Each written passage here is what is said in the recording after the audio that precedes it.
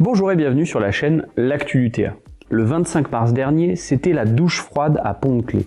Le tribunal de commerce de Lyon venait de rejeter l'offre de reprise de la plateforme chimique portée par les salariés et des acteurs industriels, la coopérative Exalia, lui préférant l'offre d'un ferrailleur.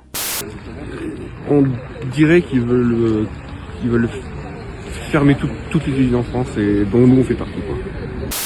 On est encore déçus. La première fois ça avait été rejeté, ils ont refait un projet et pareil. L'occasion de se pencher de plus près sur cette juridiction particulière.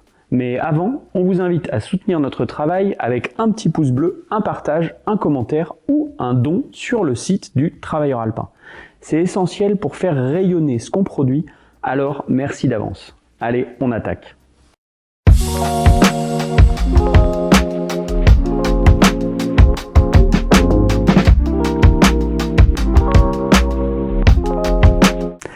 Appelés à l'origine juridiction consulaire, les tribunaux de commerce existent depuis l'Ancien Régime. Le principe, régler les litiges commerciaux par des juges élus par les marchands eux-mêmes. La Révolution française les institutionnalise davantage et leur donne leur appellation.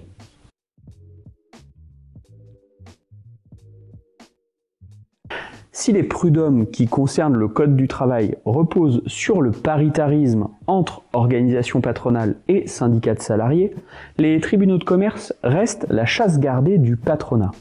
Les juges sont désignés par un mode d'élection à 2 étages. L'ensemble des personnes physiques ou morales inscrites au registre du commerce et des sociétés désignent des délégués consulaires, qui eux-mêmes désignent ensuite les juges. Ce fonctionnement génère des conflits d'intérêts à n'en plus finir. Ces dernières années, des entreprises comme Orpea, le Crédit Lyonnais ou encore Dassault Aviation ont été citées, alors que des juges proches se retrouvaient à statuer sur des dossiers concernant leur société. Hail, brothers!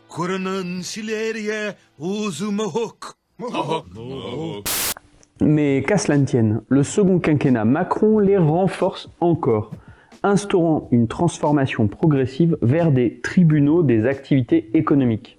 Ces derniers devenant la seule juridiction compétente dans les domaines des redressements judiciaires, liquidations et procédures de sauvegarde, au détriment des tribunaux judiciaires où siègent des magistrats professionnels.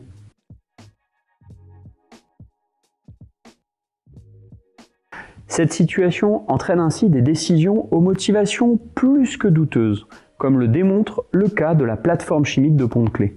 Lors du premier jugement concernant la fin de Vencorex, le 10 avril 2025, le tribunal de commerce avait ainsi écarté plusieurs courriers officiels de l'État et de la région qui soutenaient le projet de reprise porté par les salariés au motif que les délais étaient dépassés. Alors, on peut évidemment s'interroger sur le timing de ces courriers, quand on sait que celui de la région est resté bloqué plusieurs jours sur le bureau du président et que le ministre de l'Industrie de l'époque, Marc Ferracci, n'avait pas brillé par son intérêt pour le projet. Mais les juges auraient pu surseoir leur délibéré en invoquant le caractère déterminant des pièces remises après l'heure.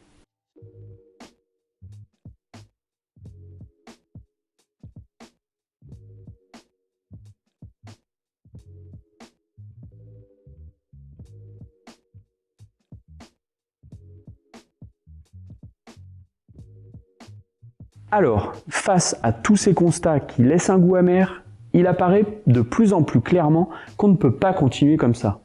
Les affaires économiques ne peuvent pas rester dans les seules mains de ceux qui ferment les entreprises, délocalisent et liquident l'appareil productif du pays.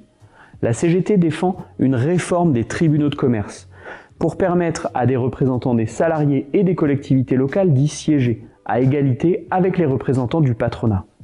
Un droit d'accès aux documents de reprise doit également être accordé au CSE, plutôt que l'actuel secret des affaires, qui s'apparente plutôt à une connivence de margoulin. Bref, vous l'aurez compris, s'il faut interroger les droits dans l'entreprise et les modalités de propriété des appareils productifs, c'est aussi indispensable de se pencher sur les juridictions qui réglementent les activités économiques. Avec toujours le même sujet, contre la dictature des financiers, construire la démocratie du travail. C'est ce que les communistes nomment, avec bien d'autres volets, un socialisme du XXIe siècle, pour reprendre le pouvoir sur le capital. En complément du sujet du jour, dans un autre volet, on vous conseille un autre crédit est possible de l'économiste communiste Denis Durand.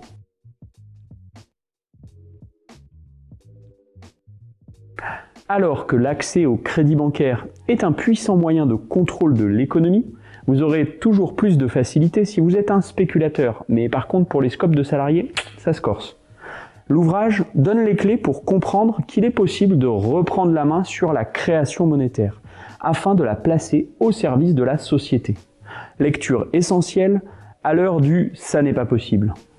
On espère que cet épisode vous aura permis de découvrir ces juridictions spéciales que sont les tribunaux de commerce, et surtout à ne pas considérer leurs avis comme faisant toujours preuve de légitimité. Au contraire, questionner ces institutions et défendre leur démocratisation est un vrai enjeu d'avenir. Sur ce, à très bientôt.